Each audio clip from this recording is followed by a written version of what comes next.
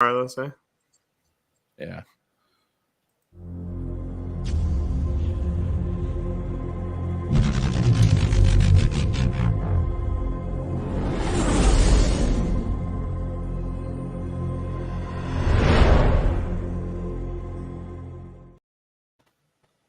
All right. Welcome in, everybody. We're here another episode of Bounty Hunters, and who are we discussing tonight? Not a bounty hunter, but the infamous Misa thinks we're talking about the infamous Jar Jar Binks. So we're talking about Jar Jar tonight, finally. Nice. Finally, because the world has been clamoring for it. They're like, why didn't you start off with the legendary Jar Jar Binks? Funny enough, I'm not mistaken, people mentioned that like early on. We were asking for suggestions. I think it wasn't people. There was one guy, and his name is Chris, and I don't think he was doing it because he was trying to be helpful. I think he was doing it because he was trying to burn down the world. He became helpful. He did Ewoks. All right, so what do you want to talk tonight? We are definitely going to broach the subject of the theory of the Darth Jar Jar. Almost I thought it was more interesting than the character himself. I thought it was going to be pretty funny, but after doing some research, I came away with questions to why is some of these things in here? Like, they don't really make sense on the surface, but we'll get into that, obviously. But before we do that, you want to do a little backstory of old Jar Jar? Oh, yeah. He has a backstory? Yeah, sure. Tadpole. No, yeah, Jar Jar Gungan, obviously. Pretty much his stuff, everything's like legends for his character at this point. But just grew up a Gungan and on Naboo, very much a loser, how would you say it? Clown, basically a loser clown, constantly messing up. Everyone didn't really like him, and then ultimately leading him to being exiled because he accidentally got into a big fight in their. It'd be great if I remembered the name of their city, right? I don't remember. What on Naboo? Yeah, their city. Isn't this the Gundam City? I don't know what that is. What is the city name? We're so prepared. Yeah, the Gungan city, basically.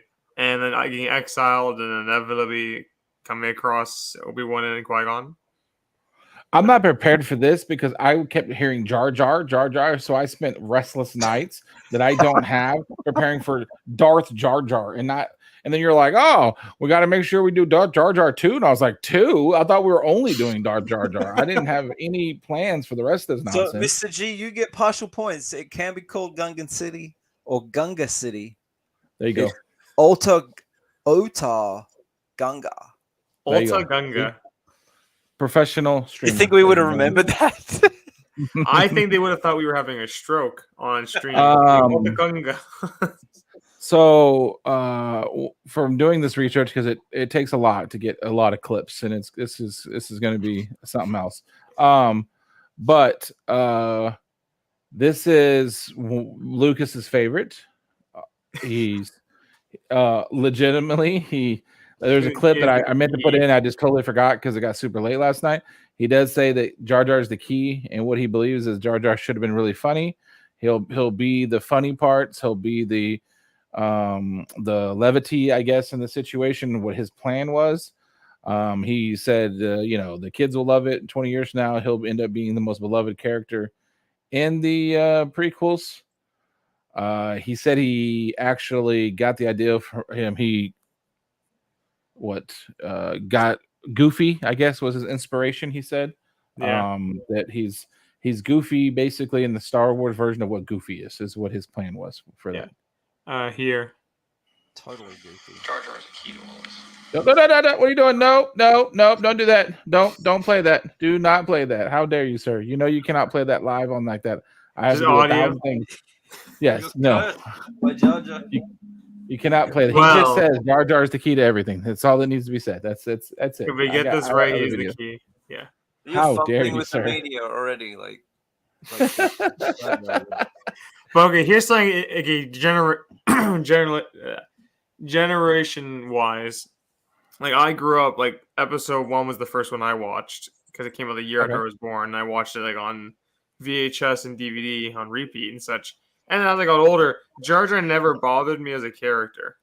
I just saw him as like just that he's supposed to be that the comedic relief. Doesn't do a good job of it, but he's just there. Like he never bothered me. As like others were like despised by him.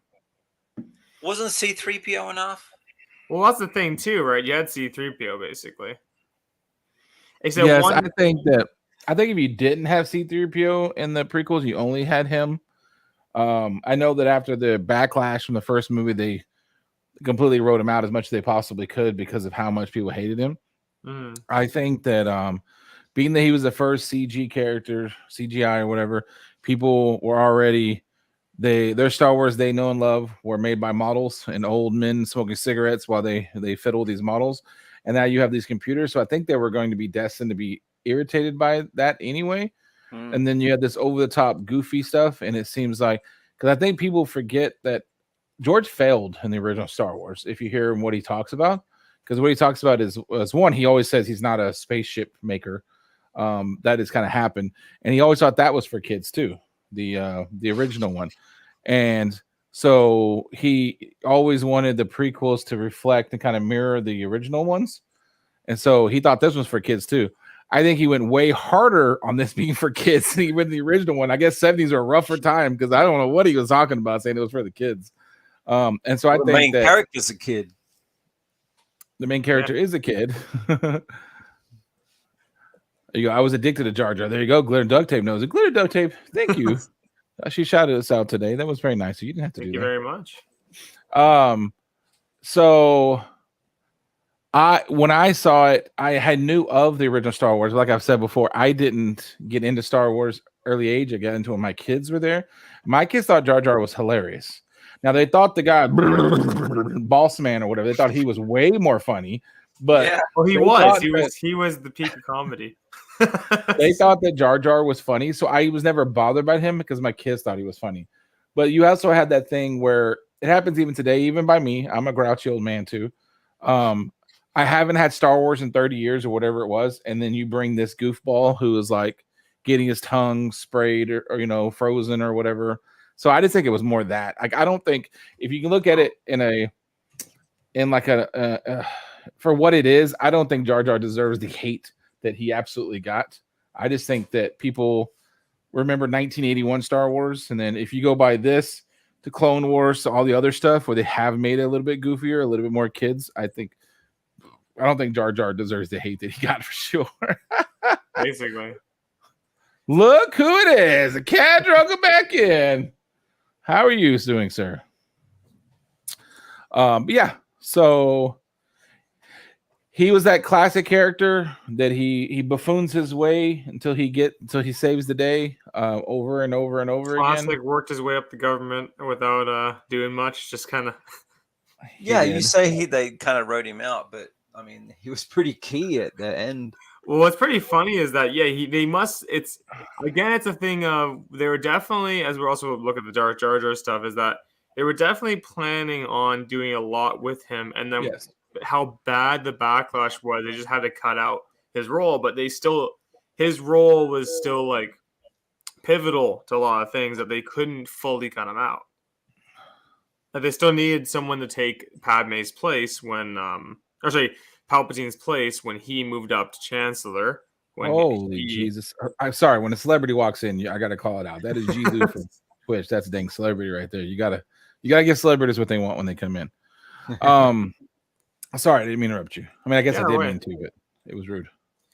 So basically, so you had to have someone, and you had to have someone set up and have some kind of relationship already built with those people to make sense.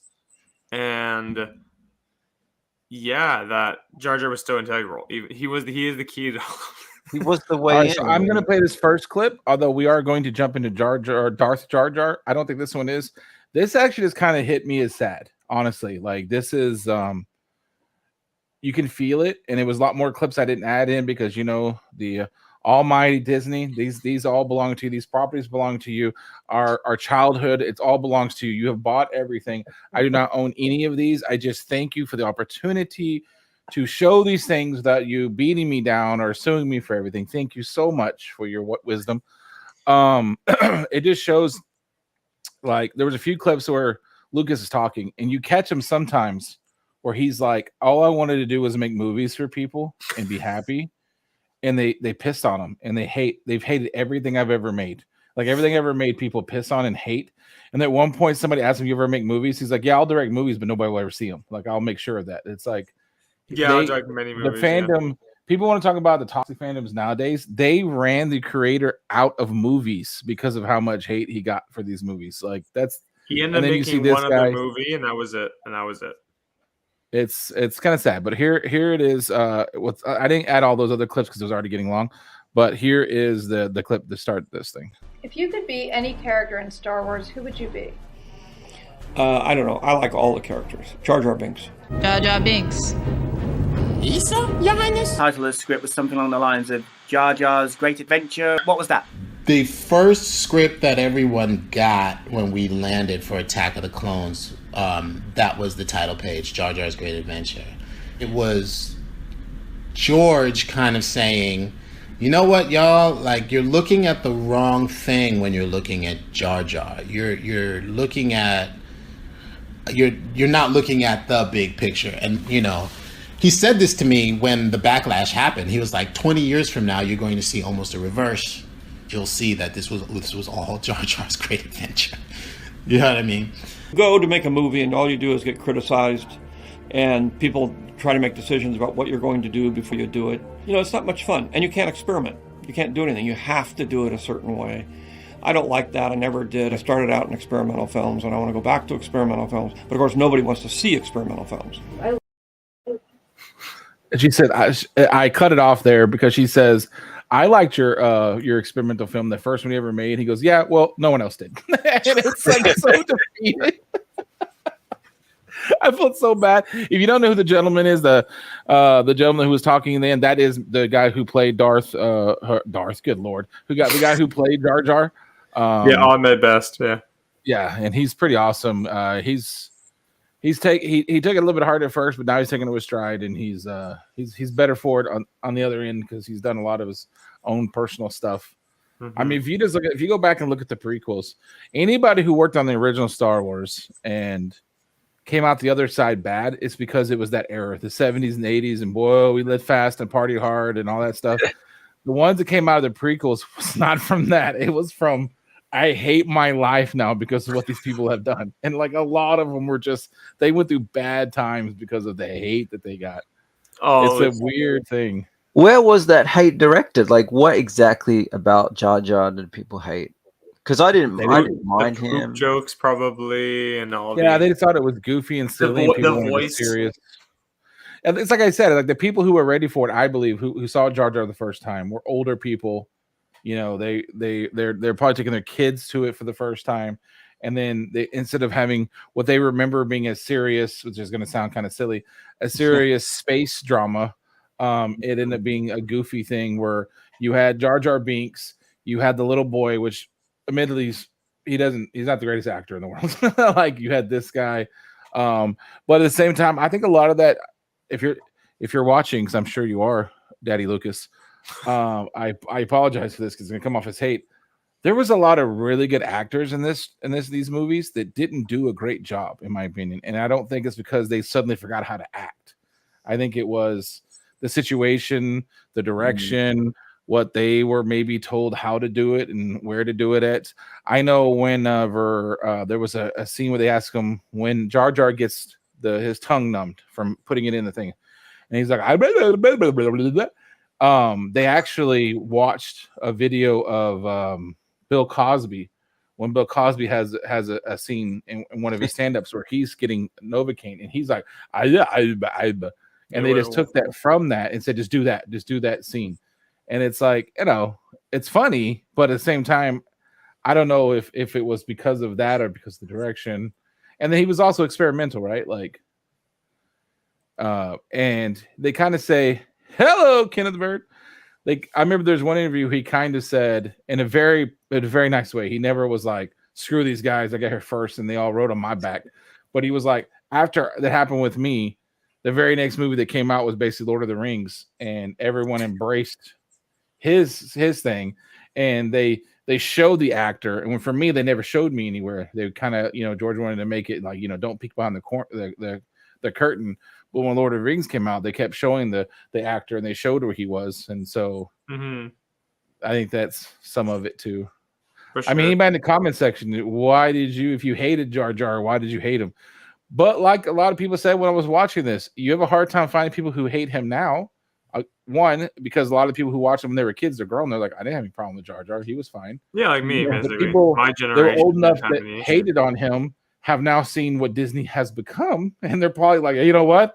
Jar Jar wasn't that bad. Looking back on it. In hindsight, it's 50-50, Yeah, hindsight, it can get worse. Oh, man.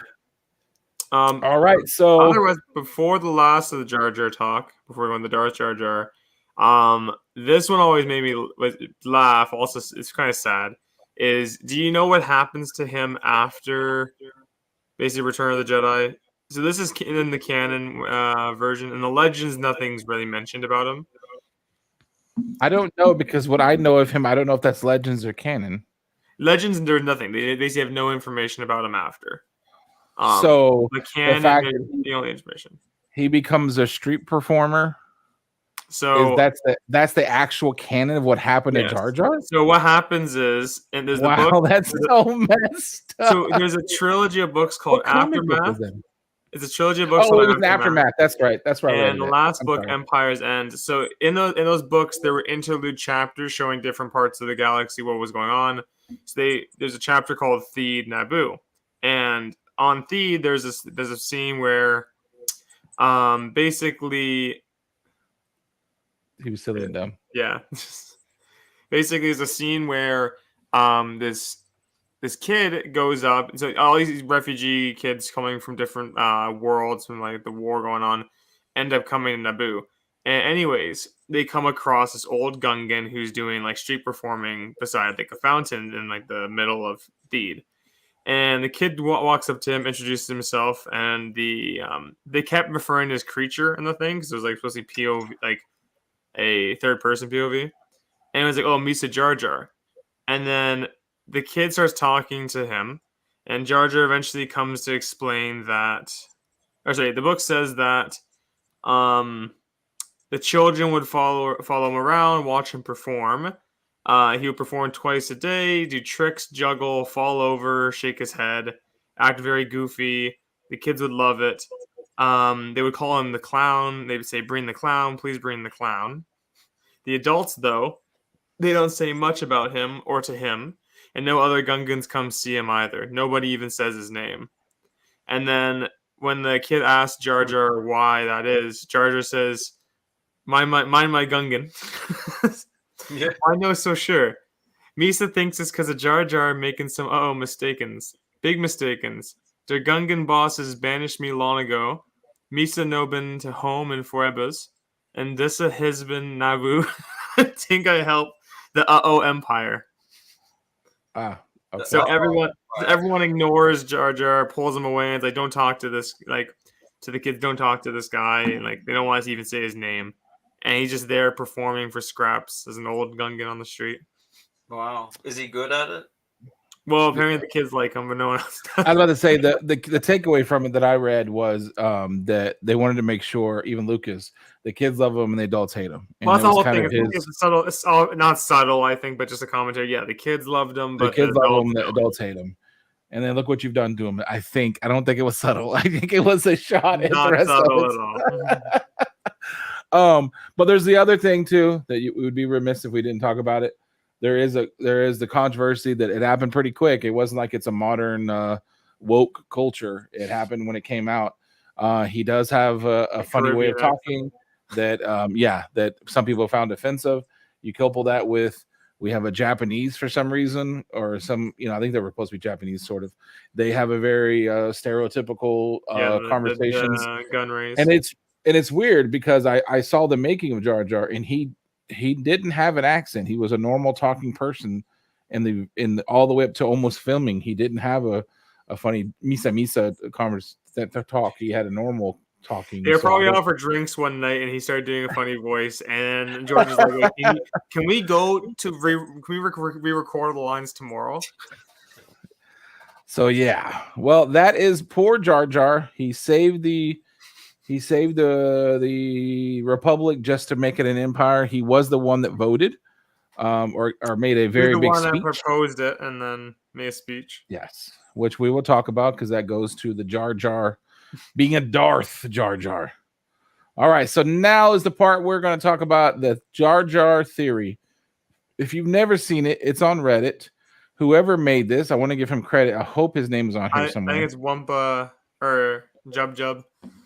Lumpa Ruro posted this one. Lumpa Ruru, yeah, it's the son of basically Lumpy, the son of Chewbacca. That's his username. Is a bit pawn of mine. There you go, Darth. See, he knows. He's already letting us know. That's awesome.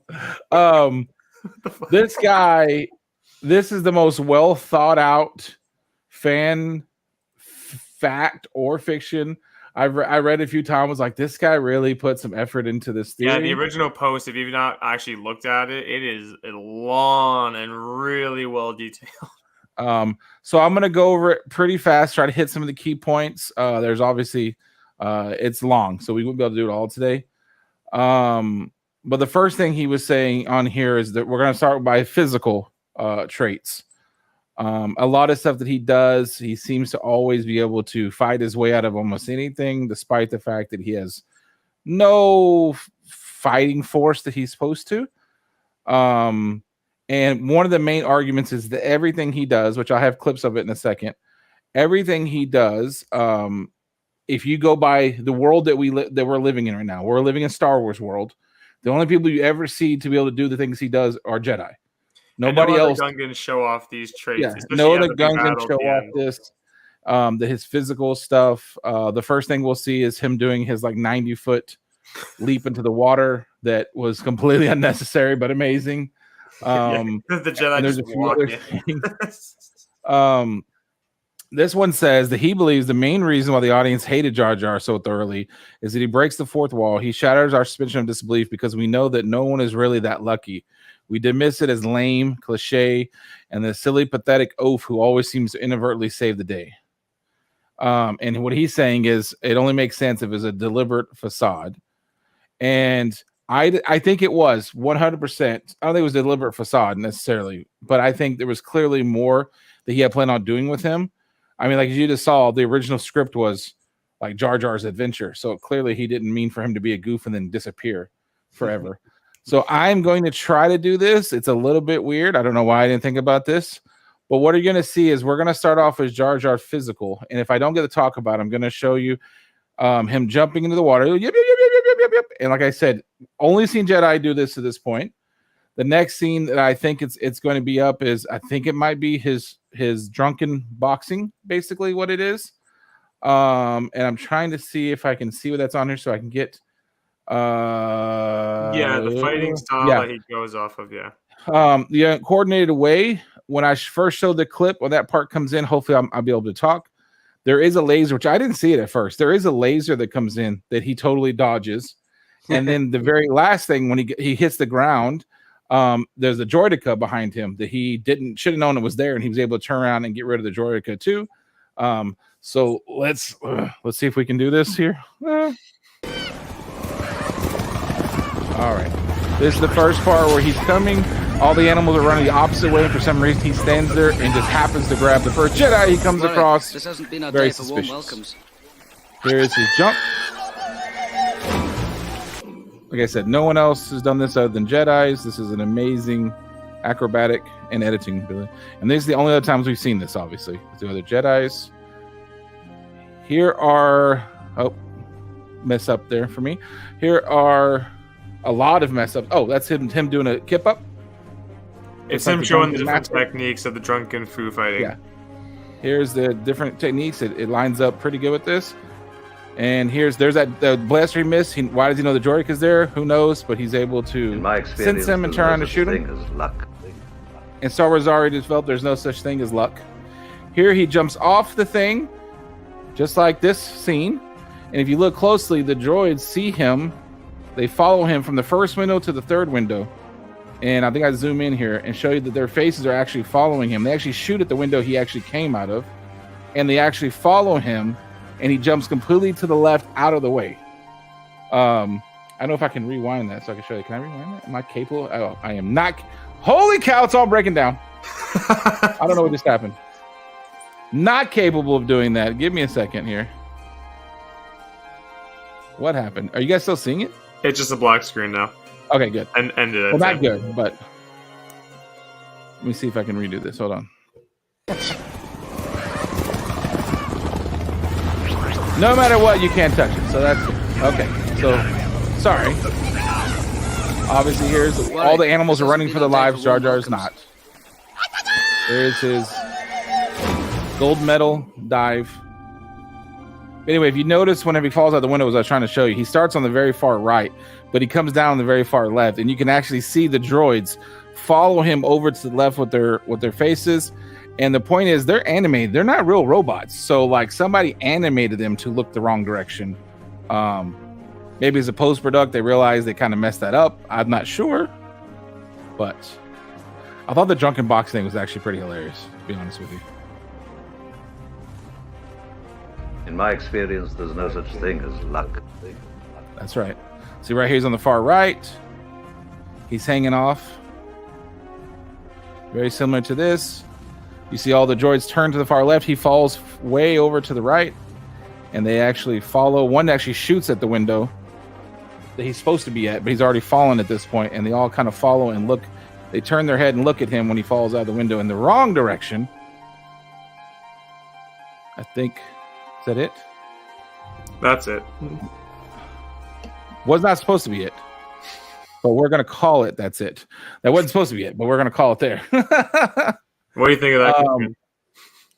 Yeah. So yeah, that's the physical part he did. Of course, there's also where he can the bombs that come out of the thing. He's like, oh, oops, and he just happens to bounce them until they crush somebody.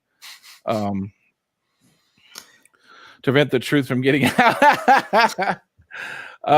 Yeah. So that's the physical part. The mental part is the delicious stuff. The delicious stuff. Yeah, so the same thing will happen here. I will show you that he always talks with his hands. Now, another thing to mention here, yeah, he always does that. Again, on set, when Albanese had the character, he had his face was shown, he had a visor covering his eyes. He spoke, and on top of his head, he had a Jar Jar head, so that actors would look at the head there and talk. But when they came to actually doing the animation, they had to basically animate the entire head, animate the mouth movement, animate where the eyes are, where he looks. All they had was where the body was facing, and everything below the neck is what they had. Everything like head, they had to fully animate. So every decision was on purpose. Yes. So in a second, whenever you'll see that his mouth actually does move, and this is my biggest question to Lucas Arts. Why does his mouth move? Like, there's no reason for it. You animated his mouth to move. It's almost like if you ever see somebody talk and then somebody's all there right there and they kind of mouth the words as you're talking just because of habit or whatever. It's almost like that's what he's doing, but it doesn't make any sense because you're the one that made the decision to animate that. So the same thing here. So basically, there's dramatic hand motions whenever he gets promoted to be general. The very next time he's a senator, there's a dramatic hand motions. The next time when he is talking to the Senate, like I have in the thumbnail, he's doing his same hand motions. So we'll see. And as you know, that's how, these are not the droids you're looking for. Yeah. So let's see if I can do it. All right. So there's some hand motions. Okay. This is when he's talking to him, hand motions. This is when he becomes a general. He's being promoted right now. This is when he talks her into making him a senator. This is when he decides to make the empire, basically. Hand motions, obviously. I think I'm supposed to set up the next part. There we go. Now, here's where the mouth starts. You can see his mouth starting here. I will play the sound. Sorry, Disney. Love you. Queen wishes it. She's Watch his curious mouth. about the planet.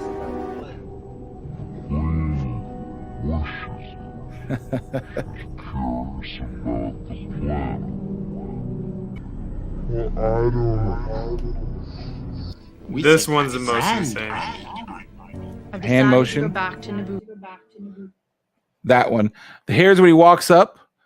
He should know the Jedi are coming. They didn't announce themselves yet. He stands and waits for them. How does he know they're coming? And then when he does, he acts surprised, even though he's actually literally waiting for him to come out of the elevator. That's also a little bit suspicious there. The one that where you see him talking and then he talks to her and you see his hand go next to her. She didn't know what to do. He makes a hand gesture and says, "We have a grand army." So then she turns around and says, "I'm heading back to Naboo." That is very suspicious. Like the last two are like really weird. Like, why did that? Yeah, that the one happen? where he's like, I do not approve, and him making the exact same movement. Yeah. There were a few other things that I didn't add into it. One, he's always making. There's like 3 different times where he's making fun of Jedi, or he's mocking their powers. There's one where they're in the little submergible, and he's like, nah, he's got the Force, and he kind of mocks them. He mocks them behind their back in front of Anakin a lot, and the theory is he's already shown Anakin kind of disrespect Jedi because he's mocking them. And there's one that I meant to do, but I ran out of time. Is where he's in the car, and I don't understand what he says, but they say he talks to her about Padme, and he says something hot, like she's hot, and so they were saying he's laying the groundwork for him to say that she's hot, and I can't understand what he's saying, but maybe he says hot. I don't know. This was a nighttime movie and it was bad.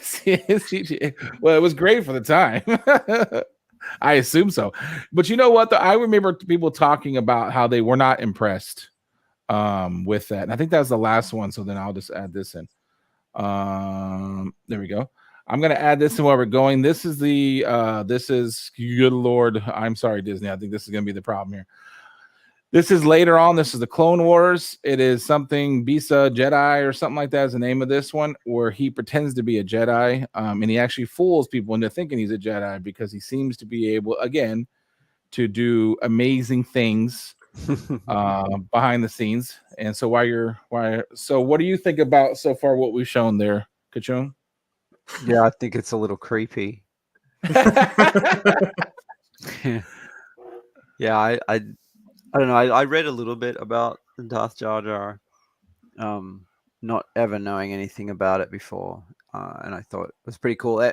I did read something about the fact that he's a little bit like how Yoda comes across when they first meet him in Empire Strikes Back. Like he's just this klutz and annoying, and he's like beating on R2 all the time, and he just comes across as, a real annoying little being. Mm-hmm. But in actual fact, he's very powerful. So, well, and I'm sorry, go ahead.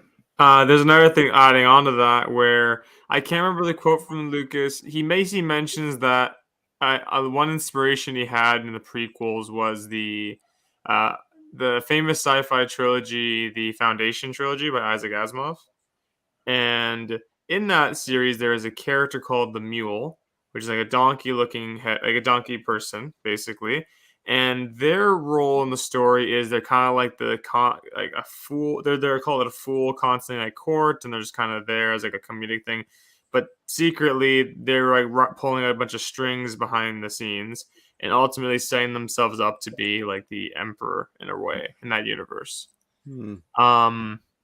So if he openly acknowledged that series was a bit of inspiration for him in the prequels, I'm sure that character definitely had a role in Jar Jar.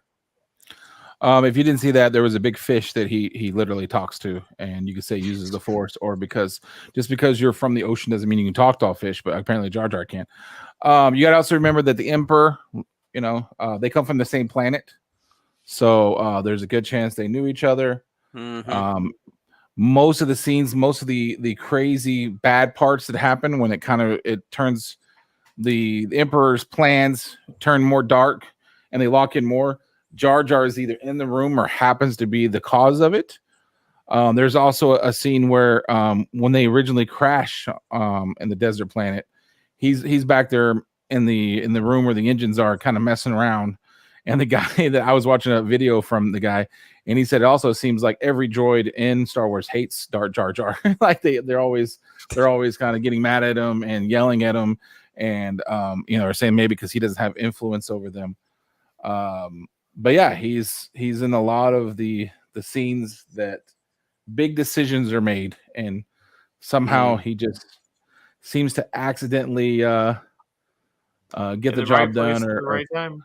Right place at the right time all the time. So basic theory was just saying is that if you take away for a second that he's not an idiot, he's not a moron, then you almost have to say, then what is happening? Why is he always there? And the other thing that happens is in the movie, which God, I wish I'm gonna keep saying this, but I wish I had remembered it. But it was like 2:00 in the morning when I was finishing these clips. When Yoda said 2, there's always 2. When they pan away, you see the Emperor, and you're supposed to be focused on the Emperor, right? But standing right next to him is Jar Jar, and that's a theme that continues throughout, where wherever the Emperor is, Jar Jar is either walking right behind him or standing right next to him. And you could say because he wanted him close, because he wanted him to take the fall that he was the patsy. But you could also look at it from the point of view that they were conspiring with each other, and they were trying to figure out what the next move was. So yeah, that is that Sidious was his Padawan. Yeah, he was secretly Plagueis the whole time. We don't know how old he is, but it's pretty clear just from if you just Google Lucas and Jar Jar. I mean, yeah, you're going to get Darth Jar Jar, but you're going to get where the guy who played him and other people say that he clearly had more in the works for Jar Jar and scrapped it, so we don't know what it was. But and the other theory is that people believe, which is going to really make me mad, and I actually purposely, but it was 2:00 in the morning, so I was sleeping. I didn't add this, but there was one theory is that people believe that Count Dooku is garbage. That Count Dooku as a character doesn't make sense. He's kind of like a plot hole that he was forced in there. And the other side would say that's because he was a very famous actor and they wanted to get him a role because he loved him. So he kind of made this Count Dooku character. But what they're saying is because Count Dooku, once they decided not to go forward with the Jar Jar theory because everybody hated him, that they had to come up with somebody. So they come up with a plain human with not a lot of backstory who was kind of force fit into the story.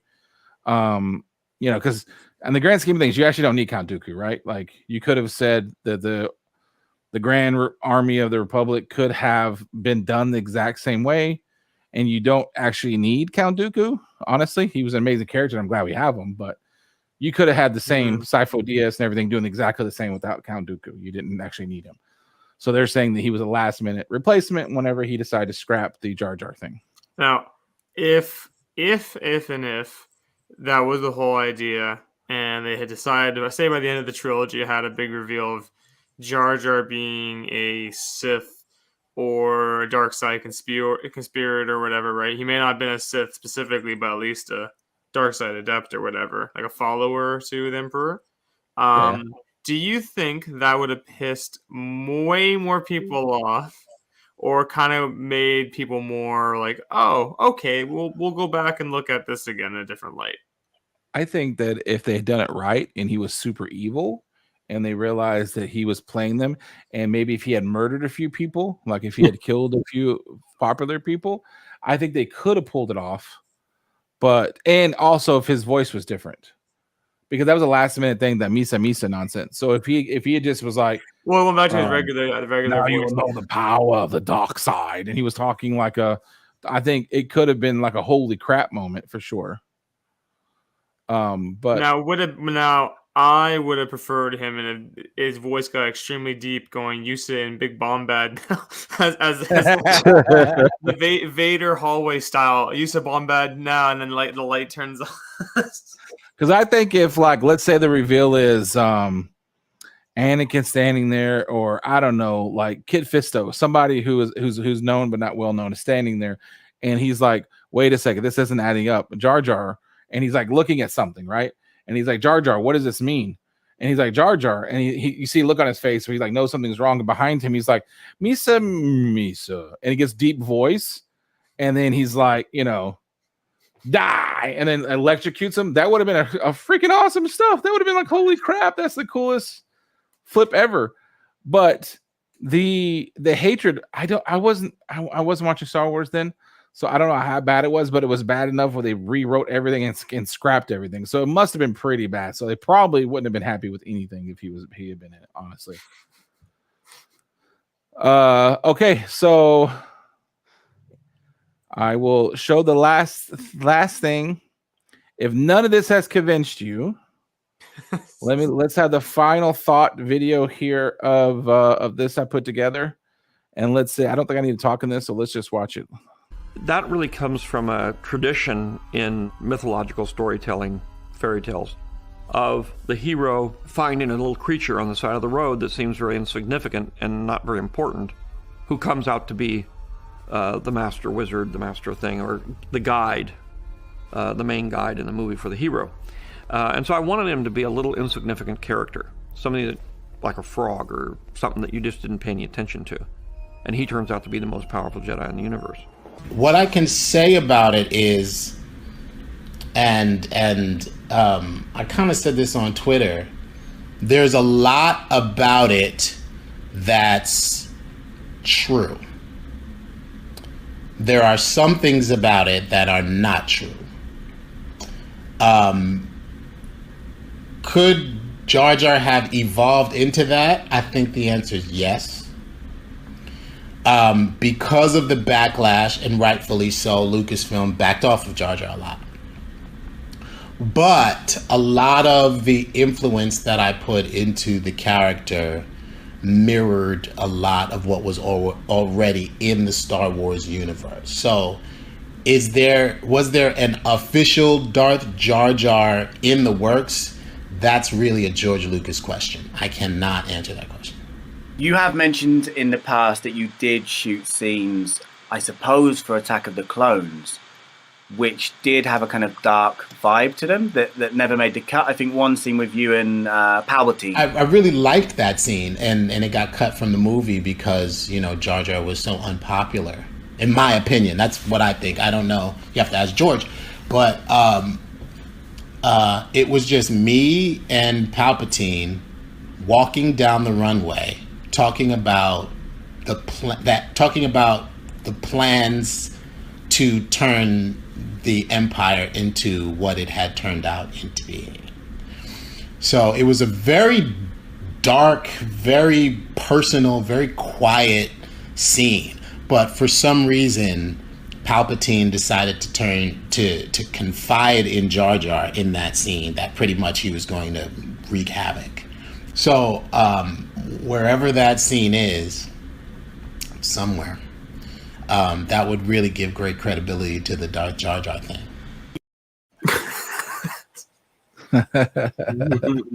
Again, So as George's other favorite quote is, the trilogies, they rhyme, it's like poetry. So having the Yoda being of the original trilogy and then Jar Jar the prequels. Yeah. I don't know. Like, that was interesting to me. Like they said, he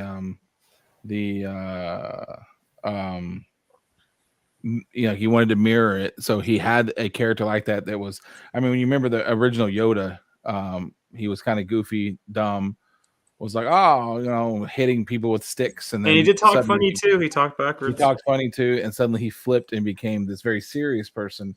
And if you wanted something like that back, that would be the Jar Jar character. So that's kind of where that all comes from.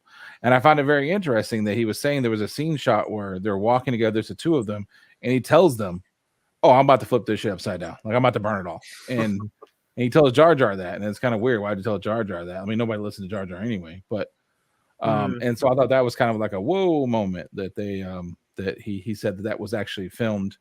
And yeah, so whoever's watching this, you have access to that. You should go and throw that up on YouTube. And let's see what that was like.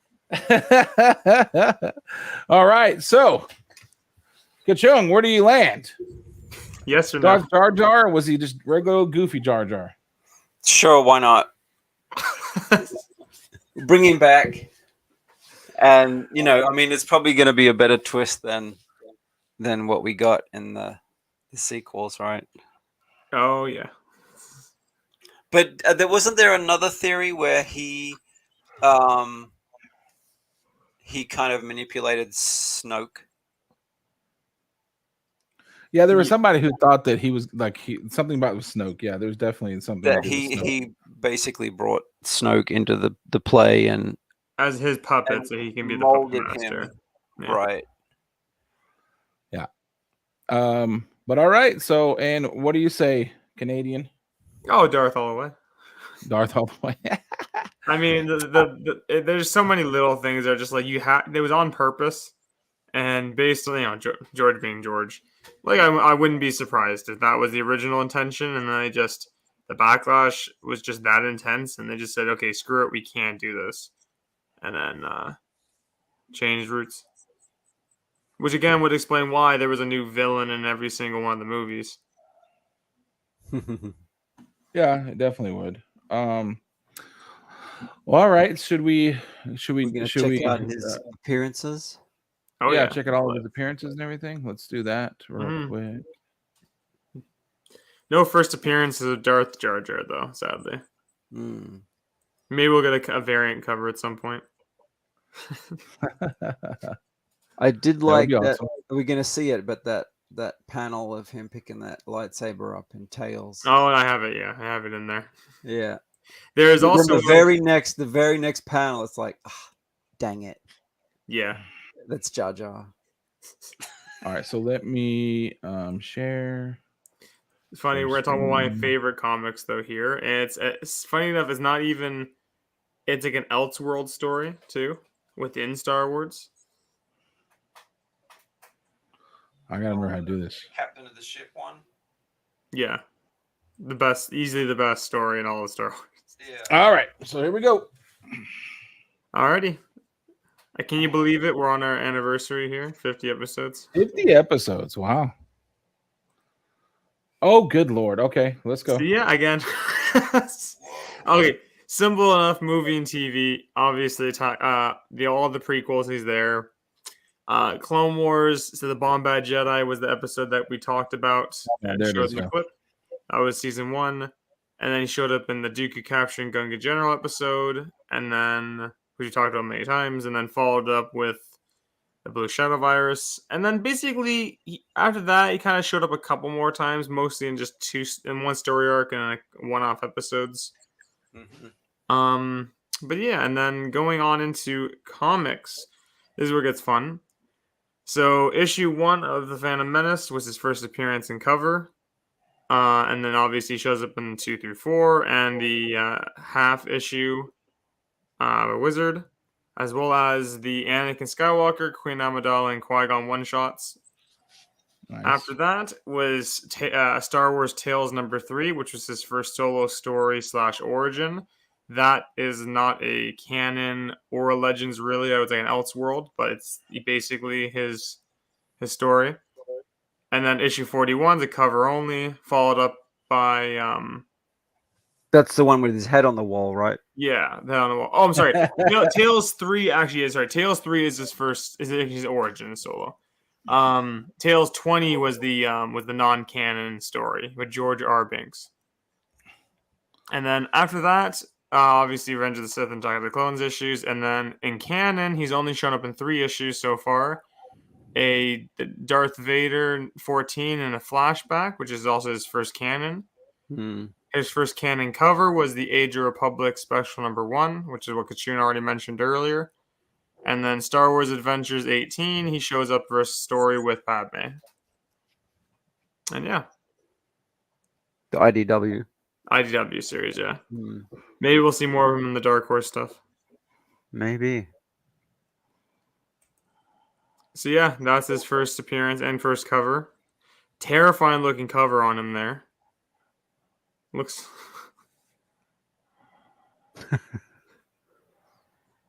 That is pretty weird. And those are the other issues, the covers there, basically. 2, 3, and 4. Oh, from the series, right. From the same series, yeah. And great covers. Obviously appears in all 4. Bombad War Criminal, I titled this one. As him on the ship with the bomb. All right. Yeah, a lot funny. A lot more different than the movie. Not as funny as it's supposed to be. Still doing some amazing stuff. Oh yeah. All right, next one. Let's see. Yeah, and then this was the so the top left was the half issue, the Wizard 1.5, and the other three were the one shots, the Anakin, Padme, and Qui-Gon. That half issue is hard to find. It is, yeah. Pretty important one too, as far as appearances go. There's a lot of stuff going on here, by the way. Yeah, Tales 3. This basically is his origin. This is how he got exiled. So there was a guy, basically a diner, or the cook, and they get into a miscommunication and a fight breaks out. And yeah, basically Jar Jar inevitably gets this guy's shit rocked. And his buddy has to come and arrest them. And ultimately, if you go to the next panel, yeah, it's like real big trouble. Jar Jar caused a lot of stuff after that, and ultimately he's gonna have to be exiled for it because it was so bad. And then so his buddy lets him out, takes the handcuffs off, kicks him out, and says to him, "Misono can let yours be death on mine." No, can't read Gunganese, as you can tell. Yeah, there's the cover appearance. There's the cover only. Oh. Yeah, so then the Attack of the Clones, he shows up in the issues 1, 3, and 4. Those are the covers there to the issues. And then, yeah, that's him. They're convincing the Senate to give Chancellor Palpatine the powers. Look at that smug face on the bottom right there. Him successfully using the Force. All of them. All of those people in that chamber. Every single person. Okay, so here's my favorite. This is my absolute favorite. So this here is Star Wars Tales 20. This is the Elseworld story called Jar Jar Binks, where it follows Jar Jar's father, George, and as he's like a whaler basically on Naboo, and it's him when Jar Jar's like a little kid, and he's like a famous hunter. His whole family goes down the line. Done this fun art style as well. Yeah. So click the next one. The artist? I can't remember because there was multiple artists in this one. I had to double check again. Oh. But yeah, so basically, yeah, George trying to tell Jar Jar to turn the wheel. He's like, "Oh, I'm stuck," and then ends up crashing the ship basically, and stranding them on a desert island. So Jar Jar keeps doing stupid shit. So George is, "Yeah, you idiot," runs up, beats the crap out of him. Very sad. And then he has this is hilarious. The moment there where he's like, George is like, "Oh, what do I can go swim. I can go swim and get some help, right?" And George is like, "You're an idiot. You're just gonna drown." Wait, you'll drown. Yes, brilliant idea. Picks him up and tries throwing him in the water to get rid of him. And then so Nice George's wife and the mother of that is like yelling at him, "What are you doing?" So I looked it up. The writer and penciler was the same guy, Tony Millionaire. Tony Millionaire. Yeah, that's a great name. This is hilarious because so George is sitting there looking at his son being an idiot and just like him thinking this is all his whole life's gonna be, right? Just stuck on this island. So he puts a gun to his head to kill himself, and his wife's like, "No, George, don't do it. We can get off this island. There's so much to live for. Think of your son." He stops, thinks for a second, then just shoots anyways. But he just barely misses, so he doesn't die. And then he remembers he had like a lover, but he wanted to marry, but he ended up getting stuck with this woman instead, and ultimately giving birth to this to Jar Jar. And in that last panel, obviously, how depressed he is. That's an uplifting story. I'm glad you shared that with us. I'm happy to. This was set in 43 BBY. Oh damn! So Binks is old. So he is old. And then yeah, issue 1 and 4, Revenge of the Sith. He shows up in those issues. Oh, and then on what is to this? some toys now. Ah, very good. Now this is a fun one. So this was the first toy of his. I remember having that one. That little Comtech thing made the most annoying noises out of his voice. By the way, my kids just brought in the bear dog with my dinner, so the bear dog started eating my dinner. So that's nice. I'm glad the kids did that. Oh, children, I love them. They're my favorite. Kachun found this next toy as well. Weird. I don't have any Jar Jar Binks. That's weird. Don't have this. Kachun found this one. Yeah. That's awesome. I didn't literally find it. I just found it online. Yeah, I found it online. Yeah. You don't want that in your collection? Is that what you're trying to say? This is the one that he has in his collection. He has the full-on Black Series. Yeah. He doesn't play around with these other ones. Yeah. I think that's an impressive box of, it's got weapons, a shield. Oh, Jesus, that actually kind of scared me. The whole thing. Yeah, then you have the pop figure. Now, are you ready for a sec before you click the next one? I found some weird Jar Jar toys. Oh no, it might be the Lego first, and then the weird toys. Okay. Okay, the Lego first. Yeah. On the left is this first Lego set ever. Is And that a then the lawnmower? right one's a custom little Darth figure. Oh. Oh my god. What in the world is this? Is it a Pez dispenser? No, it's like a lollipop. Wait, what part do you lick? His tongue. Yeah, do you lick the tongue? Do you lick the head? What is this? I don't understand. What is this? I remember seeing those as a kid. They were so weird. I don't know why that is hilarious. But that Hot Wheels toy on the right is like mortifying. Like someone skinned him and put him over a coat. Oh yeah. Oh yeah, but they do that a lot, so that's not that surprising to me. I've seen a lot of Hot Wheels where it's like they realize that's just their skin, right? Like it's a Jar Jar skinned car. Well, some people might enjoy that actually. You never know. All right, so that's pretty much the end of the Jar Jar story, and we're gonna jump into some news. And I knew that you don't have very much news, right? Only 3 things. All right, so let's just jump into the news real quick. Yeah, my friend sent me this, and it made me very sad because it's the States only. In the U.S. only, they're doing a That's IMAX, right. Get on our level, Canada. IMAX re-release of Rogue One on August 26th, along with exclusive look at the new Star Wars series, Andor. It says Andor. I don't know how much. They probably just show the first episode with it because they're probably hour-long episodes. Oh really? When is it supposed to start? It's not till September. September, but remember they pushed it a whole month. This was supposed to be the original release date. It was August 26th. So yes, you two, you're in the States. You guys can go check this out. And Gilu said that she thinks that's the handle and she loves the Jar Jar car. But if you've ever watched any of my streams, MrGarrell on Twitch, that that she is she's got her moments, Mr. Gilu there. She probably wouldn't mind having a Jar Jar skinned car. I'm just gonna put that out there. Jar Jar skinned car. So I don't go to the movies often, but I think just to irritate you, I actually might go do this and take a picture of it in front of the IMAX and then go watch this because that's the kind of good friend that I am. The funny thing is, depending if you go, you're going to get early footage of Andor.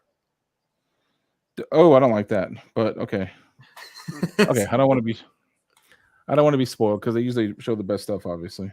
Yeah. So then the other 2 pieces of news are comic related. So the first one is they're doing a big one-shot called Star Wars Revelations, which is going to be setting up the next big story arcs in the individual series that are being released currently. So obviously the main Star Wars series, Darth Vader, Bounty Hunters, Dr. Aphra, and the Han Solo Chewbacca series. All right, let's get away from the watercolor paints, though. I don't like that. Let's do something else, please. Phil Noto. It's a lot like is it Noto? It is Noto. Yes. Yeah. I'm about to say it has to be that for what I'm looking at right now. He must have that's good terrible. Rates. He must have good rates with Star Wars. I like his covers for Star Wars. Oh, what do we got going on here? And then this they've revealed it now. So it's when after War of the Bounty Hunters finished and they revealed the Crimson Reign, they announced that it was going to be a trilogy of events, and the Hidden Empire was going to be the final one. So that's the final event with Kira and that Charles Soule is writing. I don't know if when that event's done, is Charles Soule going to retire from the Star Wars comics? Because he's also still writing the main series, and he's written all the events. So we'll see what that is. But yeah, I don't know. I liked War of the Bounty Hunters. It was fine. Crimson Reign was just like pretty lackluster, kind of. I haven't finished it. And this one, I mean, it can be exciting, but it also, who knows how it will turn out. Probably 2,000 variants, so keep an eye out for your wall. I do like Kira. And I wonder if by the end of it they will kill her off or let her live. This is a weird cover. I love this cover. This is that one with 50 appearances of different... Yeah, this is issue 26. And Everyone's apparently it's already stumbling over spiked in price, themselves. which is ridiculous. It's just the A cover. That's weird. Okay. And then the two variants, you have the action figure on the left, and then the Choose Your Destiny on the right. Welcome. How many of those did they make? The Choose Your Destiny? Yeah, with all the lightsabers. They're currently still going through them all. They're announcing more and more as we go. Good lord. Yeah, there's going to be too many. And then Mandalorian Issue 2. This is the A cover, which I think looks really good, honestly. Sweet. That's just the regular, huh? That's the regular cover. And then the one on the left is the 1 in 25, and the one on the right is the 1 in 50. Ignore that Baby Yoda looks older than he should be. That and when I first saw the down here in the bottom of it, the mud looks good on top. I thought he was growing some kind of spores on his head. Like it's a really weird, like fungi, yeah. Yeah, it was really weird. But down here it looks good, like splatter of the mud. It's not often you get those ratios that look better than the regular covers.